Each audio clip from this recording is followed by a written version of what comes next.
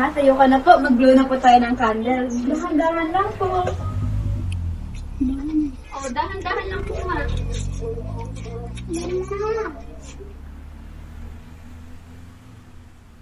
Wish po, ma. Wish. Oh, make a wish na po. Make a wish na po.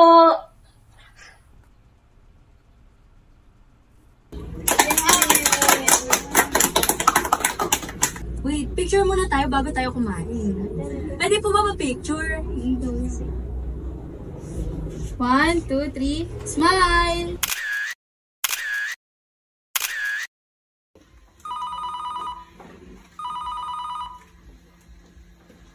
Hello? Okay, I'll see you. Kailangan na ba ngayon yun? Okay, sige. Ma, nauuna na ako, ha?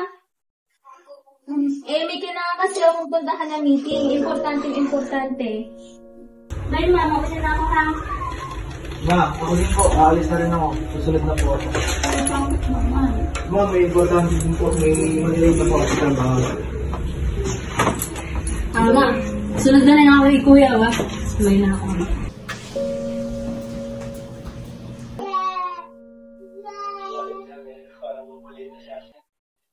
Huwag ka na pong malungkot, Lola. Ngayon na nga lang tayo magkakasama sa birthday ko. Aalis pa sila. Ay nako, sige, ligpit na ba? Sige po.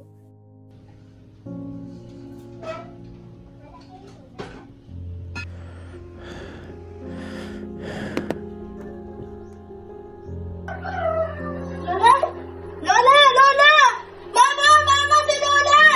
Ano nangyari na? Ma! Gumising ka, Ma! Ano nangyari? Ma! Gumising ka! Ma!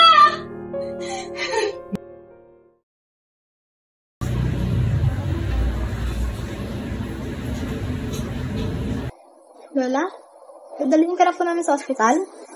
Huwag na ako. Pero alam mo, tatakot na ako sa sitwasyon ko na to. Ayoko pang mamatay. Kasi nag-away-away yung mga anak ko.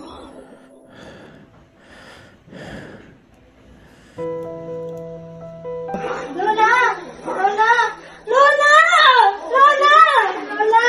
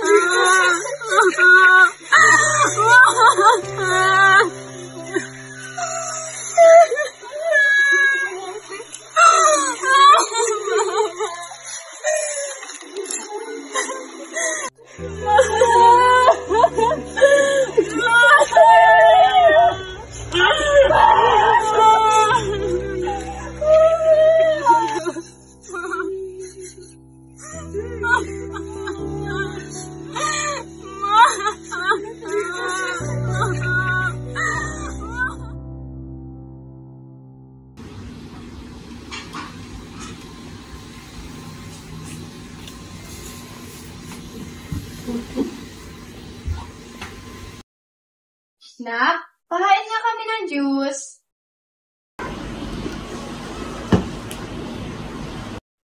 Nga pala kuya, kamusta na yung asawa mo? Okay lang naman kami. Kayo ba? Kamusta? Okay lang din naman. Mabuti kung ganun. Ikaw naman, ate. Kamusta? Kamusta yung negosyo mo? Okay lang naman. Wala namang problema. Okay. So, ano na mangyayari sa ari-arian ni Mama? Hatiin natin sa apat. Kailan pa? Pwede ba? Susunod na natin pag-usapan yan. Kakamatay lang ni Mama. Iyak na lang. Oh, hello. Sige. Susunod na lang siguro natin ito pag-usapan. May lakad pa ako. Ay, nako. Mabuti pa nga. Alis na rin ako. Mag-ingat kayo, ate. Kuya. Ay, wala nang laging makaupo dito sa sala. Mamimiss ko si Mama.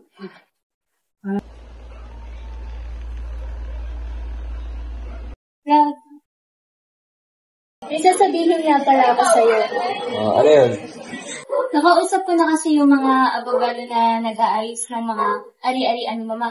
Para naman mabenta na agad. Sige lang. Kaminin natin yung pera para makapag-condition mo din. Alam mo namang lagi tayong lugi sa mga negosyo natin. Kung mag-alala, nakapirma naman na si Kuya doon at saka ako na bahala sa dalawa pa namin kapatid. Siguradong mabebenta agad natin yan tapos makukuha na din natin yung pamilya natin. Huwag na yung pinagtulad sa kaya namin sa isa't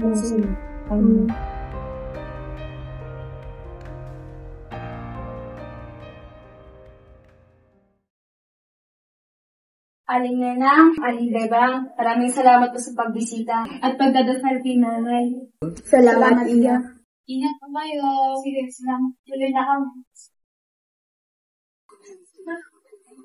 Oh, Kuya, hindi dito ka na pala.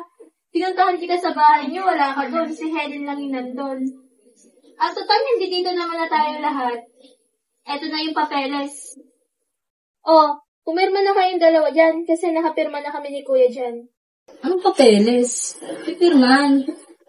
Di ba yun yung napagkasunduan natin? Anong papeles? Anong pipirmahan? Eto, tingnan mo.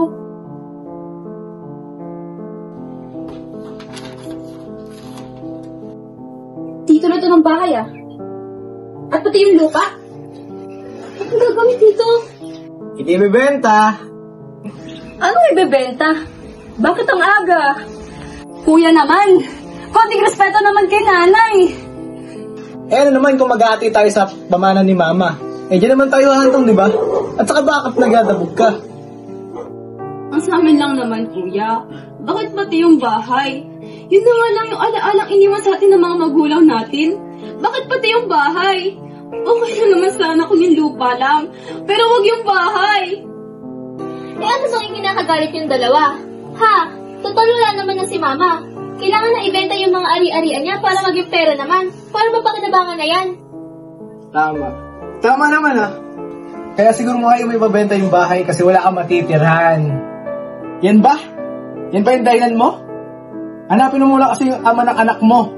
Disgrasyada ka kasi. Disgrasyada? Ang sakit niyo naman magsalita. Like yun pa yung mga nasa isip niyo? Puro pera? Di ba nung nagkasakit si Mama? Nasaan kayo? Di ba wala? Wala kayong mga kwentang mga kapatid! Bastos ka! Alam niyo, pagod na ako. Alam niyo nang wala yung ama ng mga anak ko. Tapos ginaganito niyo pa ako. Wala nang akong oras para sa sarili ko. Nag-aalaga pa ako kay Mama. Nagmabuti naman akong anak, ina, kapatid. Tapos gaganituhin niyo lang ako. Ganito yung gagawin niyo sa akin. Ano ba? Ate, kuya, tama na kayo. Sumusobra na kayo So kami pa yung sumusobra. Ikaw, Margie, nung nalaman namin malaki yung utang mo kay Mama, nagalit ba kami Tapos yung putang inang asawa mo, wala pang trabaho. Ano bang paki mo? Wow, kuya! Salamat sa concern Huwag mong problemahin yung asawa ko. Ang problemahin mo, yung asawa mo. Samantalang ikaw nagpapakahirap kumita ng pera, yung asawa mo, hinilalanding iba. Huwag kang mag-invento dyan dahil mahal ako ng asawa ko. Sige, subukan mo. Totoo kami sinasabi ko Margie, tumahimik ka na! Tama na! Umalis na kayo.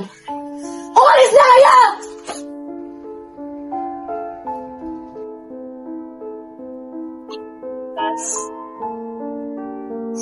Ma, kamusta ka dyan? Masaya ba dyan sa langit? Dito kasi hindi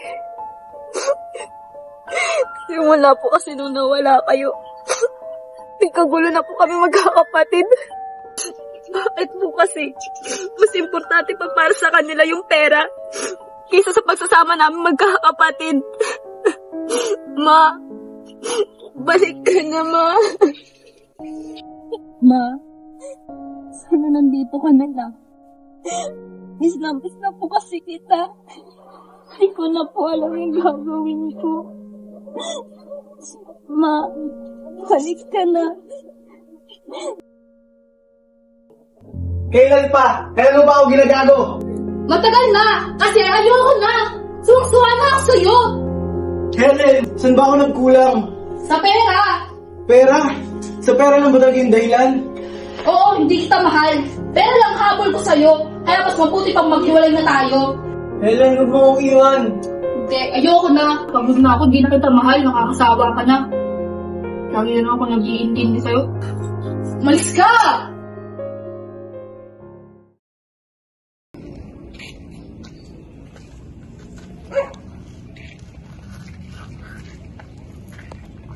Ma, kamusta ka na dyan? Andito rin pala si Joy Joy. Grabe yung ginawa ng asawa sa akin, ma. Niloko lang pala ako.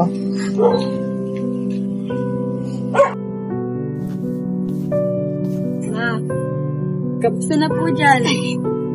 Kita nyo naman po, sa hindi inaasahang pagkakataon, magkakasama-sama pa po kami dito sa kuntod nyo. Ma, sorry mo. Kasi nag-away-away pa kami dahil lang sa pera. Mahirap pala dito kapag wala ka. Ma, sorry din kasi ako yung matanda. Ako pa yung nasilaw sa pera. Sorry din, ma. Hey, Margie, pasensya na. Pasensya na talaga. Pasensya din sa inyo. Mas pinili ko pa yung pera. Kaya sasamahan nating magkakapatid. Ako rin naman, kuya. May kasalanan din naman ako eh. Okay na yan. Tama na yan. Pag-usapan na lang natin yan sa susunod. This time, maging mas mahinahon, okay? Pero tatandaan nyo, kahit anong mangyari, mahal na mahal ko pa rin kayo. Kahit mag-away-away tayo.